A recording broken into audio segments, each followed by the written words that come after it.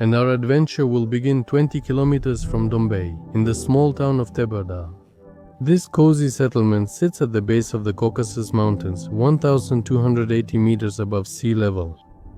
This is where Muslim lives.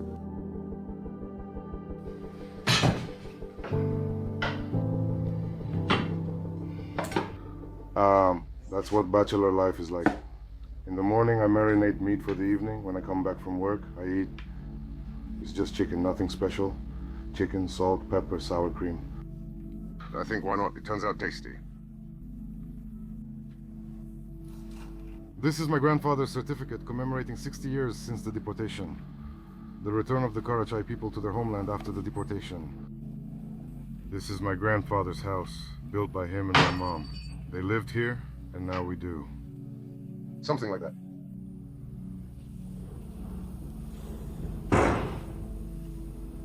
All right, let's go to Dombay to my favorite job. The clients are already waiting. We need to get moving. Have you been living here in Teberda for a long time? It's been 7 years. My grandparents are from here, and though I grew up in Russia, I've always felt drawn to these mountains. It's really nice here. Are you originally from here? I'm from here. Are you planning to leave? No, I don't want to. Is it okay here? It's good here. Can you say something about Teberda, like how many people live here and what the locals mainly do? The population is about 5,000, mainly working in tourism and livestock farming. Mainly tourism, right? Yes, tourism. And they also gather a lot of useful herbs here. People collect pollen too. They collect tea, right? Yes, mountain tea is a good industry too. People are involved in it.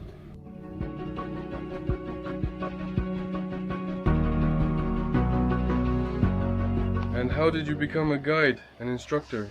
It happened naturally. I loved hiking in the mountains, and my uncle introduced me to it. Does your uncle work in tourism too? Yes, he was among the first to revive mountain tourism here after the Soviet Union collapsed. Actually, this resort is the oldest in the post-Soviet region. So, is Dombay seen as the most beautiful spot in Karachay, Cherkessia? In my opinion, yes, the most beautiful mountain ranges.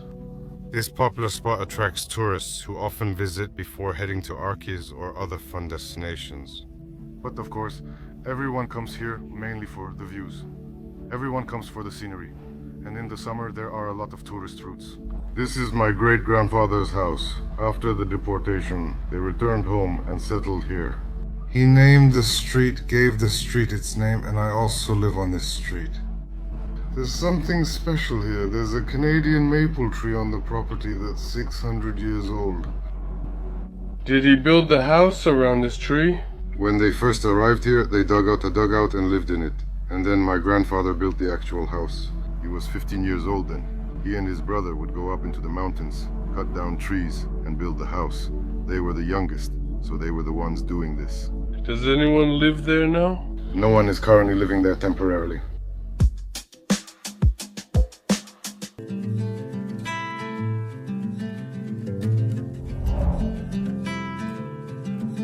Now we are going to go up Mount Musakitara, where we usually ski. We'll take the pendulum cable car, this one here, up to an altitude of 2,200 meters. We'll wait until there are about 25 people, and then we'll go up.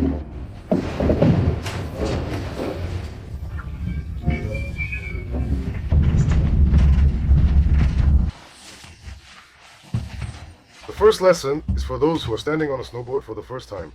In the morning, we came to the rental shop, got our equipment, and we're going to Moscow to train. Is he a relative? Do you know what KCHR stands for? KCHR stands for everyone is someone's relative. Czar, what gear do you have? Do most people bring skis or a snowboard? It varies. Some days favor skiers, others snowboarders. If you look at the average, I think young people tend to prefer snowboards. The middle-aged and older generations are more likely to choose skis. And that's the trend in our country. We're currently seeing a snowboarding boom. America, where snowboards came from, is already abandoning them and returning to classic skis. That's not happening for us yet. I think in the next 10, 15, maybe 20 years, snowboards will keep getting more and more popular here. Then it will gradually start to decline. Well, that's usually how it goes. And why are they giving up on it over there? Classic. Classic? Like skis are cooler? Do you think skis are cooler? Well, actually, you can't really say what's cooler. No, honestly, it's a matter of preference. It's about what you ride and what you enjoy most. For me, as a rider, as equipment, I prefer the snowboard. I'd always choose skis over a board, no question. You ski, right? Yeah, well, I mean, I'm not very good at it, but deep down I really feel like a skier to the core.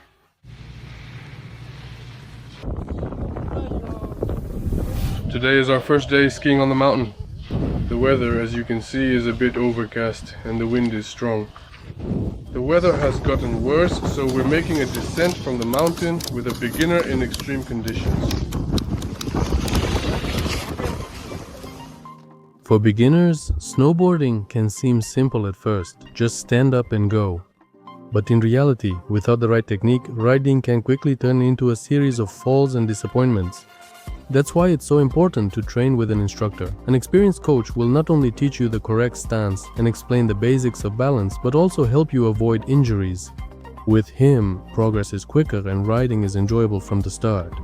You'll master the basics after just a couple of hours of training. Speaking from experience.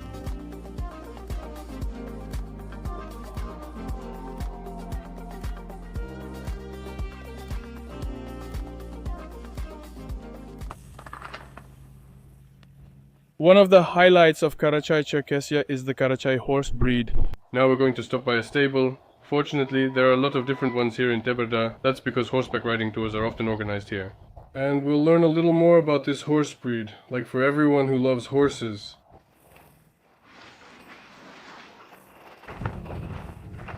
Who is this beauty?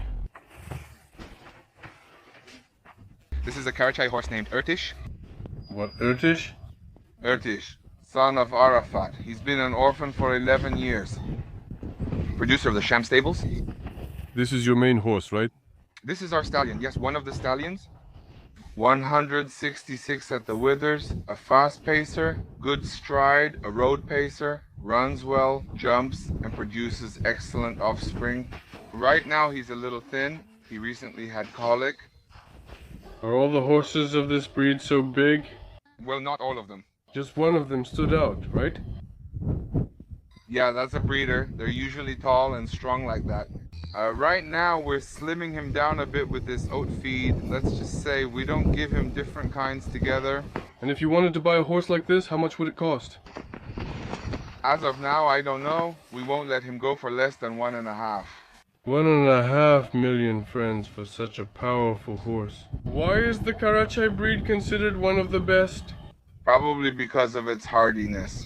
First of all, they have a very smooth back, so when you ride them, they have a fast walk up to 12 kilometers per hour, a fast and smooth gait, and they can go up to 25 kilometers per hour. And you can even drink tea while riding it. You don't get shaken much. The ride is smooth and comfortable. It's like a Mercedes ride, right? It's like riding in a Mercedes. Sometimes in a day, we would travel 100 kilometers. By evening, if you're not tired, well, it's easier. Let's put it that way. And thanks to its simplicity, if you go to the mountains for a week in the mountains, there where the oats and everything else run out, other horses start to struggle, but these can survive on whatever they find.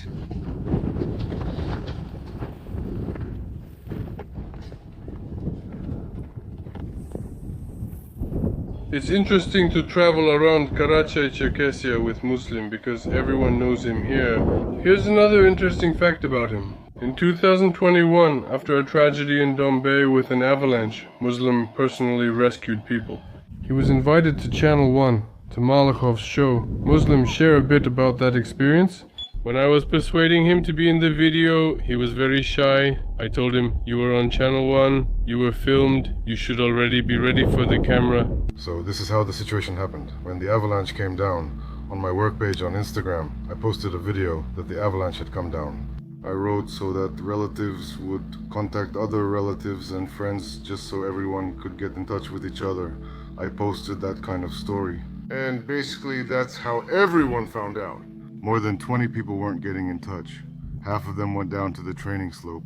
And basically, there were searches going on there. They were digging, looking for what was there, who was there. During this time, while all this was happening, all the major channels were calling, asking to record interviews and reports for them. At a time like that, how could you record anything when people's lives were at stake?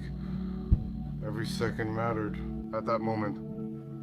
It wasn't about reporting or filming. Everyone was digging, there weren't enough shovels, and emergency services couldn't arrive until 6 in the evening. It was tough. And all the local guys basically responded. I wasn't the only one there. Basically, the next day, yes, they invited me to Moscow, so I went. So after you appeared on Channel 1, did your life change in any way? Honestly, no, but a couple of times tourists recognized me. Friends, what kind of episode about the Caucasian Republic would this be without its food? Now we're going to try a national dish called Khychin. Now Albino will demonstrate how to make Khychins properly. By the way, what do we need for this? First, we need the dough. We've already prepared it. We take a piece of dough like this. We put the filling on it. The filling is cheese and potato, but we actually have 4 types of filling. There's cheese with herbs, 3 cheeses with meat, and cheese with potato. So, in your place, which one is the most popular order? Cheese and potato is the most popular. And in the past, they used to make Khychins with cottage cheese or with cheese. And how old were you when you made your first Khychin? I don't remember, honestly. Everyone here has probably been cooking since childhood. Which cheese do you use? Only use homemade cheese. Other types don't taste as good, and we always choose homemade. And how often do you eat Khychin yourself? Almost every day. The kids at home love it too, and we cook it. If not every day, then every other day. Well, it doesn't seem hard to make, and now it will be with a different filling, right? Now we'll use cheese and herbs. Here we have cheese, dill, and green onions.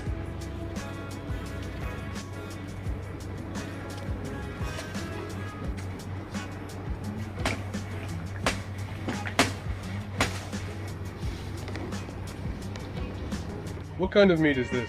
This is actually meat, beef. Is that just ground meat with spices, or is it just plain ground meat? And with onions. Spices and onions, right? Is everything ready? Enjoy your meal. Thank you, by the way. They brought us sea buckthorn tea and mountain tea. Here, right in Dombay, they make very delicious mountain tea.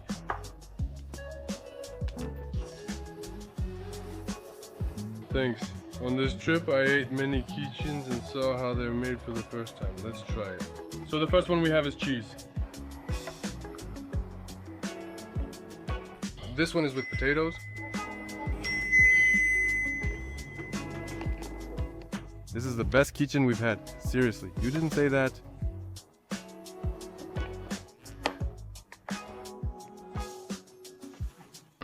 When they were mentioned, I remembered I just forgot about them back then. Yeah, the Khychins here are actually the best. Yeah, that's it. Musim took us to this cafe saying the food is good.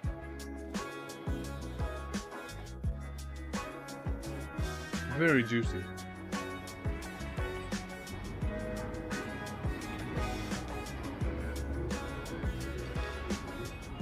I 150% recommend you stop by here and try the Khychins. These are the tastiest Khychins I've ever had.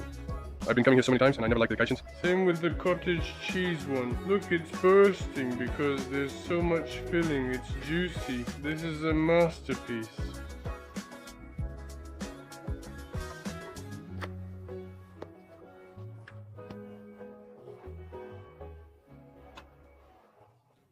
Muslim, you must have your own ranking of places you like to go to eat. What do you think about these Khychins? They have really good Khychins here. They're deliciously made. I recommend everyone to visit the reserve when you're in Teberda. And this place is located right next to the reserve. The cafe is called Ureki. You won't regret it. Khychin is actually a very simple dish to prepare. Kind of a quick meal. In the past, times were tough in the mountains, and nothing was complicated.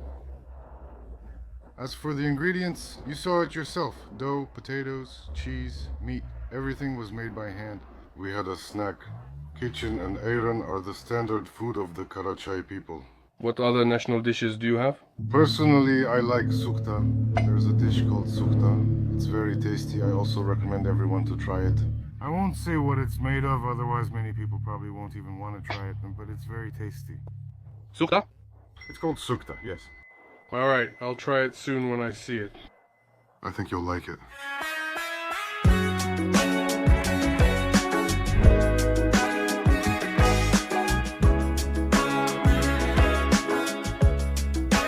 Only on the third day did we manage to catch such sunny weather. We moved from Teberda to Dombay today and will stay here for the next few days.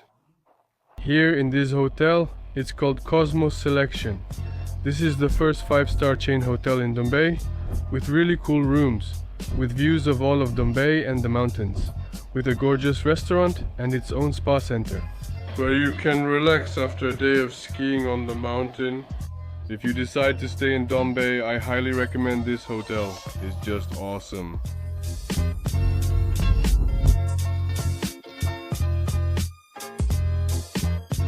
We'll have a direct transfer from the hotel to the cable car, with pickup for the return trip as well. You can leave your car here and fully relax at the resort.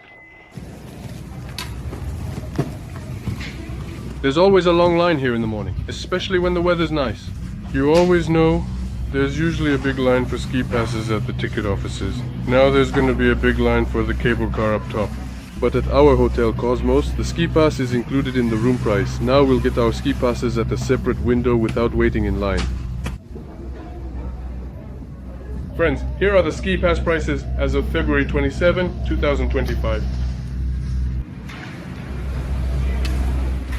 Dombay is one of the most famous ski resorts in Russia. It is located at an altitude of 1,630 meters in a picturesque valley surrounded by majestic Caucasus peaks. The resort has slopes for all skill levels, from beginners to advanced riders. Modern lifts run here, and the mild climate keeps the season open from November to May. But Dombay is not just about skiing. Here you can enjoy stunning views and feel the unique atmosphere of this place at any time of the year. It's no wonder they call it the Swiss Alps of the Caucasus. Right now, we're at an altitude of 3,000 meters on Dombay's second lift. From here, we'll go down to the Flying Saucer and have lunch there. Our instructor, Muslim, is already here. Assalamu alaikum. Alaikum assalam. Everything's good as usual. How about you? We're ready. Ready. We're ready too. We'll start the descent from 3,000 meters. Another work day for Muslim. Let's see how he spends this day. Today I have one student. It'll be a child. We'll teach the kid, then we'll go for a ride with you. Great plan.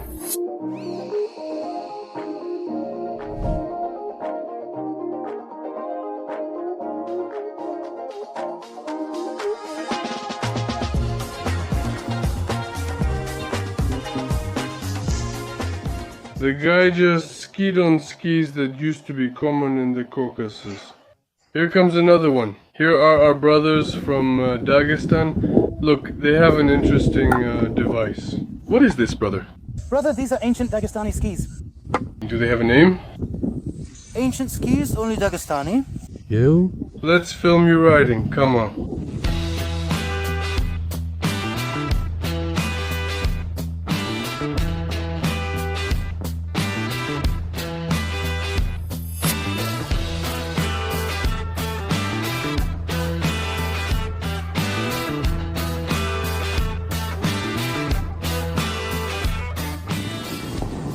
How long do you have to ride them to learn to do that? I can't say, but we've been riding since we were kids. But in 3 or 4 days, we learned more than in our whole lives. In just 3 or 4 days, we learned this. Assalam. His is thicker because he lacks enough adrenaline. Friends, at a ski resort, you don't have to ski or fall. The Dagestan brothers set the example. Make a wedge, toes together, heels apart. Do it heels wide apart like this, heels apart like this. Hold the pole like this. Take the pole towards yourself. This is just the beginning, the first descent. Then we'll show what we got. Spread your legs wider, wider, wider. Good job.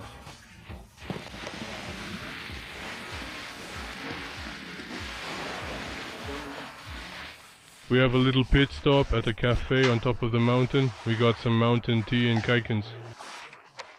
Well, I think a lot of viewers will find it interesting. As an instructor, how much did you make in these 2 days, can you say? I need to remember, who did I work with yesterday? Yesterday, I think you stayed at home, right? Yeah, I was at home yesterday. The day before yesterday. The day before yesterday at 12. Well, and today what? I worked for half an hour, 4 years. Well, with a child, it's always a bit harder to work with kids. So you need to immerse this teaching with children. We're now at a famous location on top of the mountain. This is that flying saucer that flew by here 50 years ago, landed right here, and has stayed in this spot ever since. This is a hotel where you can spend the night. You can even see inside that those who arrived on it are peeking out. You can take great photos and videos by it. The saucer was gifted by the President of Finland in 1969. He gave it to Dombay in the Union of Soviet Socialist Republics. There are only 3 of these in Russia. 1 in Crimea and 1 in Krasnodar. Down there, friends, take a look. You can see the village of Dombay. The view from above is just amazing. And right behind that mountain is Krasnaya Polyana, Sochi. They say there's currently a development project to connect these ski resorts. Dombay is a place you can't help but fall in love with. The magnificent mountains, fresh air, warm atmosphere, and hospitable people make it truly special. After spending a few days here, we saw how the Karachays live. We tried the national cuisine and discovered new corners of this amazing region. Of course, we had a great time skiing. If you haven't been to Dombay yet, you should definitely come. After all, it's one of those places you want to return to again and again.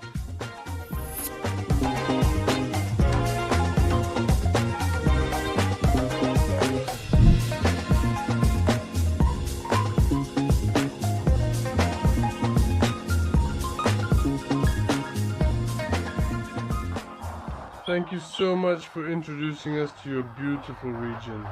Honestly, whenever I came here, I would ski on the mountain and leave. But you showed us around, introduced us to so many interesting people, and showed us who the Karachay people are. Thank you so much. Visit in the summer and I'll show you more beautiful places. My aunt heard we had guests and asked me to give you some treats. This is mountain tea gathered in our area in the mountains. Mountain tea is very healthy. It boosts the immune system. And Bolcom, it's an old Caucasian recipe. It's for bronchitis, pneumonia, mainly asthma, tuberculosis for those who suffer from these conditions. Just to boost the immune system. If you're not sick, can you take this? Of course, it will boost your immune system. It contains pine pollen and resin. It's natural, 100% natural product. Resin, pine, clarified butter, honey. If desired, they can add cumin and so on. I want to see. I've never heard such a word before. It's a very useful thing. Thank you very much. If anyone's interested, you can order it. My aunt does this. Safe journey, brothers. Assalamu alaikum. Assalamu alaikum, brother. Bye. Come over. I walked to Chechnya to my father. Brother, if another father is needed there, let him eat, brother. Honestly, if, well, there's a problem, he'll feel much better. Thank you.